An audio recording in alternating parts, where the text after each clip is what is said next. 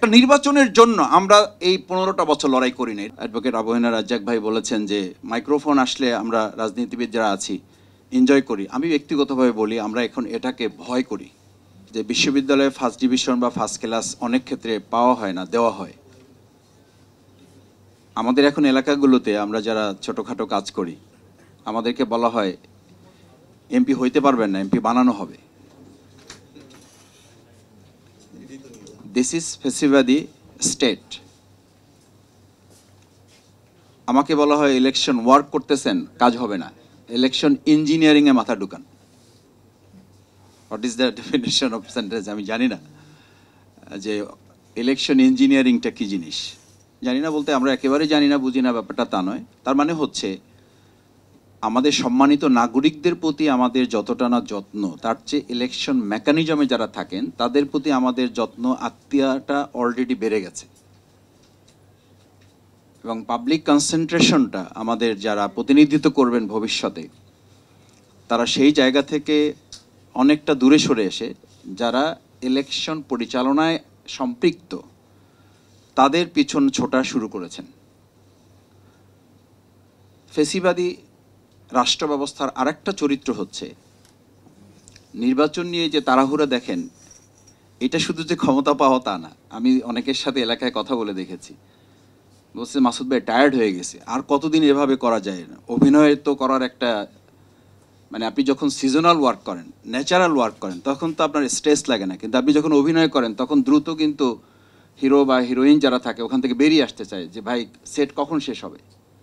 কারণ সেট শেষ না হলে তো আমার নেচারটাতে আমি ফিরে যেতে পারছি না। আমি তো এরকম না, আমি যা করতেছি এটা তো আমার আসল ক্যারেক্টার না, আমাকে থেকে ফিরে যেতে হবে। মাসুদ ভাই ঘুমাতে পারি না, রেস্ট নিতে পারি না, পরিবারকে সময় দিতে পারি না। তা আমি বললাম তারপরে 5 বছর, বলছে তারপরে 5 বছর তো এইটার আমার অত হেডেক থাকবে না।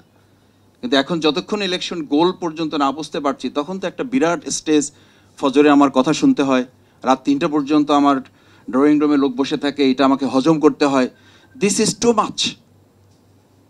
তা আমি বললাম যে ইলেকশন যখন শেষ হয়ে যাবে তখন এই মানুষগুলো কোথায় যাবে? বলছে যে এটার জন্য আমার লোক সেট করা আছে, ওনারা এগুলো দেখবেন। কান ইউ ইমাজিন কত বড় প্রতারণা রাষ্ট্রে আমরা বসবাস করছি, আপনি ভাবতে পারেন? আমি মাঝে মধ্যে খুব লজ্জিত হই, বিশ্বাস করেন। সাংবাদিক বিরুদ্ধে এখানে আছেন, খুব কষ্টও হয়। যেমন একটা রাষ্ট্রে আমরা বাস করি, সকাল সন্ধ্যা, সন্ধ্যা সকাল, প্রতিটা সেকেন্ড একটা মিথ্যার মধ্যে জীবনযাপন করছি, একটা অলীক জীবনযাপন করছি, একটা আর্টিফিশিয়াল লাইফ আমরা মানুষের কাছে অ্যাড্রেস করছি। আপনি আমাকে ধর্ম ব্যবসায়ী বলেন, আপনি ইসলামপন্থীদের ধর্ম ব্যবসায়ী বলেন, তাহলে আপনি এখন ফজর, নির্বাচন পর্যন্ত ফজর নামাজ আপনার জন্য ফরজ। নির্বাচন পর্যন্ত ফজরের নামাজ আপনাকে মসজিদ পাহারা দিতে হবে, ওখানে কে কি করে এটা দেখতে হবে। তারপরে কি? তার মানে নির্বাচন হচ্ছে একটা সিলেকশনের মধ্য দিয়ে রাষ্ট্রের মালিকানা গ্রহণের একটা প্রক্রিয়ায় কেউ কেউ আমাদের মাথাটা ঢুকিয়ে জনগণকে ব্যবহার করার মাধ্যম। This is very simple. এটা কোনো গবেষণা দরকার। আপনি সিম্পল একজন সম্মানিত রিক্সাওয়ালাকে জিজ্ঞেস করেন, একই কথা বলবে যে ভাই এখন সকাল বিকাল সালাম পাচ্ছি, কে যে সালাম দিচ্ছে বুঝতেও পারতেছি না, জবাব নেওয়ার সময় পাচ্ছি না। তা আমি পরে বলছি যে পরে হচ্ছে এই সালাম দেওয়া লোকগুলোই কয়দিন পরেই আমার ইজ্জত, আমার সম্মান বলবে, এই খালি আমাকে রিক্সাওয়ালাও ডাকে না, এই খালি এদিকে আসো। ওঠার পরে আমাকে দাম জিজ্ঞেস করে না, বললাম স্যার দামটা বলে নেন।